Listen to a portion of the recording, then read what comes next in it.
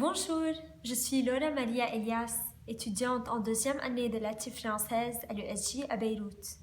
Et aujourd'hui, je vais vous présenter la Casse-Noisette du fameux Tchaïkovski. Mais avant de présenter ce ballet, je veux présenter le compositeur lui-même, Tchaïkovski.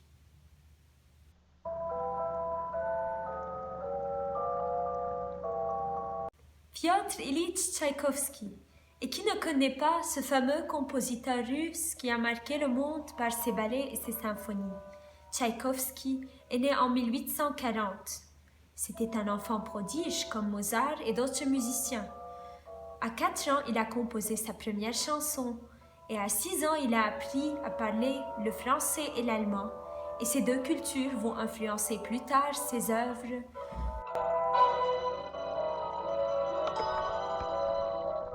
Pourtant, la vie de Tchaïkovski n'était pas du tout facile.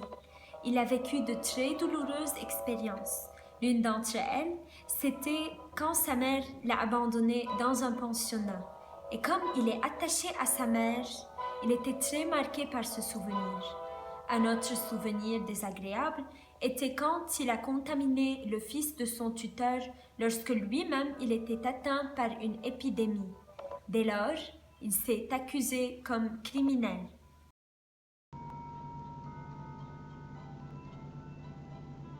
Sa misère n'est pas encore finie.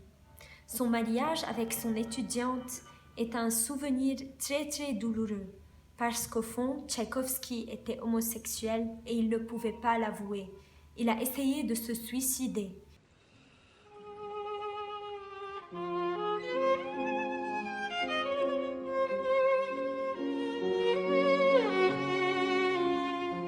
Son traumatisme est reflété surtout dans sa musique. La musique de Tchaïkovski est pleine d'émotions et le violon a dans cette musique une place primordiale. C'est l'instrument qui exprime tous les sentiments tristes.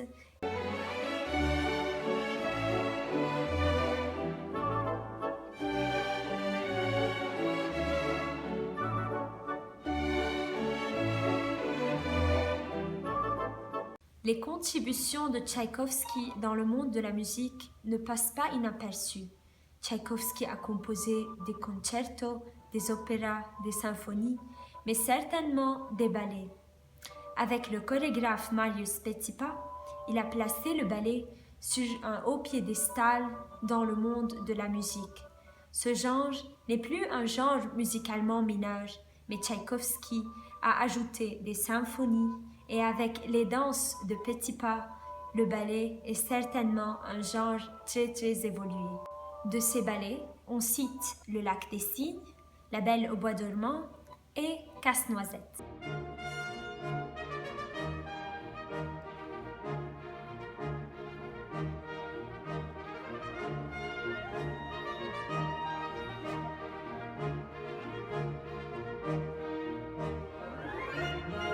Maintenant, je veux présenter Casse-Noisette. Tout d'abord, quelle est la signification de la casse-noisette? La casse-noisette, c'est un folklore allemand, source de protection et de bonheur chez le peuple allemand. Et elle est désormais utilisée pour la décoration de Noël.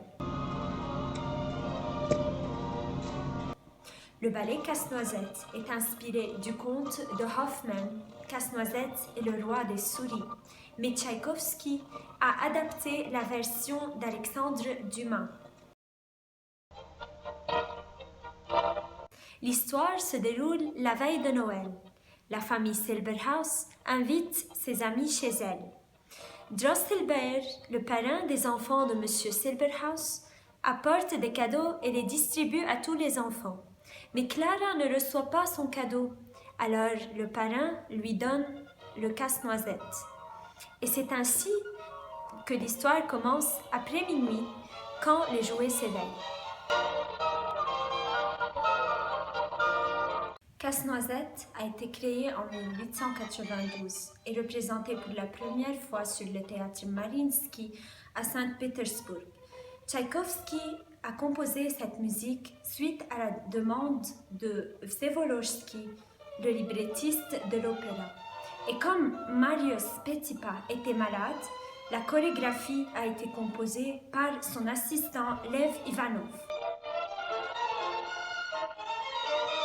Au début, les jurys ont sévèrement critiqué le ballet, mais au fur et à mesure, le peuple a commencé à aimer Casse-Noisette, de sorte que Tchaïkovski lui-même n'a pas cru à ce succès immédiat. Maintenant, chaque année à Noël, Casse-Noisette est joué dans les salles d'opéra et de ballet royaux.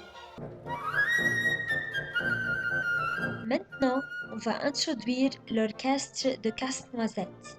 On distingue la famille des bois, des cuivres, des cordes, des percussions et le chœur composé de 24 voix d'enfants et de femmes.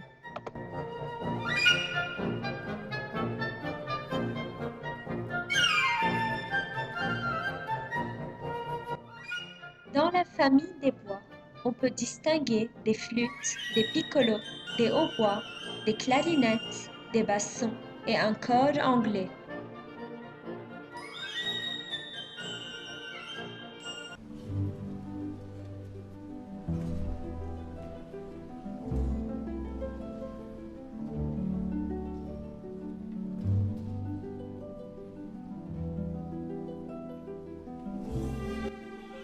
Dans la famille des cordes, on distingue les premiers et seconds violons, les violoncelles, les contrebasses, les altos et les harpes.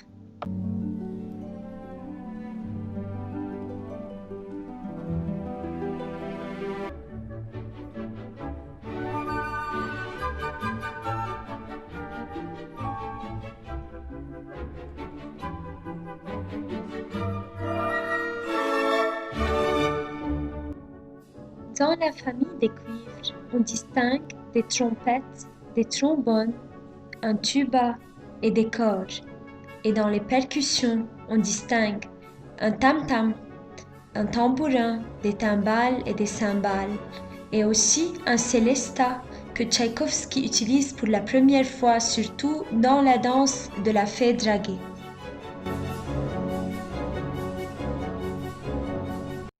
Casse-Noisette est formé de 2 actes. Ces 2 actes sont eux-mêmes formés de 3 tableaux. Le premier tableau met en scène la situation initiale de l'histoire. Il commence par la décoration du sapin de Noël, la marche, l'arrivée de Drosselmayer, la danse du grand-père, le départ des invités et la bataille. Le deuxième tableau représente une scène de sapin en hiver et la valse des flocons de neige. Le troisième tableau représente l'arrivée de Casse-Noisette qui est transformé en prince et de Clara dans le royaume des délices. Ici se présente toute forme de délices à ces deux. Le chocolat avec la danse espagnole, le café avec la danse arabe, le thé avec la danse chinoise et la danse russe. Il y a aussi la danse des mirlitons, la mère gigogne et les polichinelles et la valse des fleurs. Ensuite, il y a la danse de pas de deux, composée en andante, tarantella, danse de la fée draguée et coda. Vient clore ce ballet la valse finale et apothéose.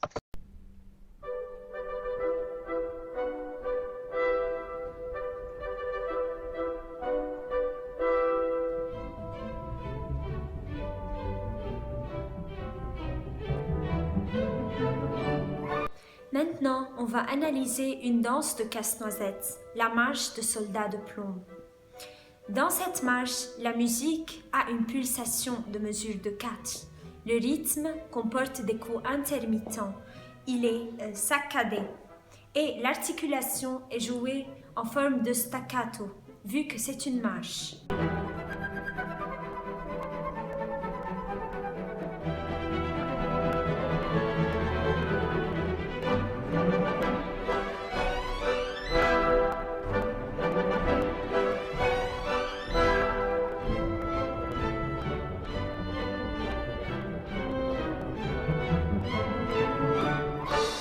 Comment la marche décrit l'histoire de Casse-Noisette? Dans cette marche domine une atmosphère de fête. Les enfants ont reçu leur cadeau. Marie a reçu une poupée et Fritz un cheval en bois et des soldats de plomb.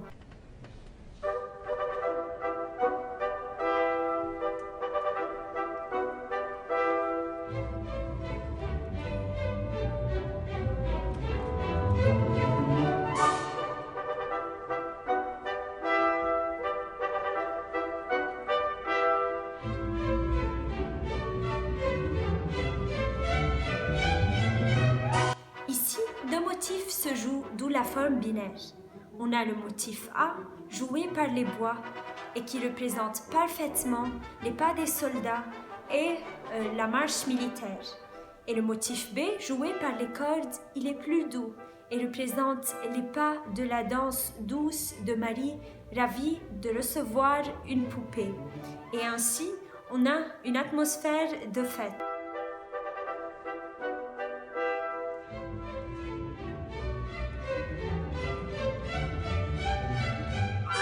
Et voilà mon exposition du ballet Casse-Noisette de Tchaïkovski. Je vous remercie de m'avoir entendu et j'espère que cette exposition méritera votre admiration.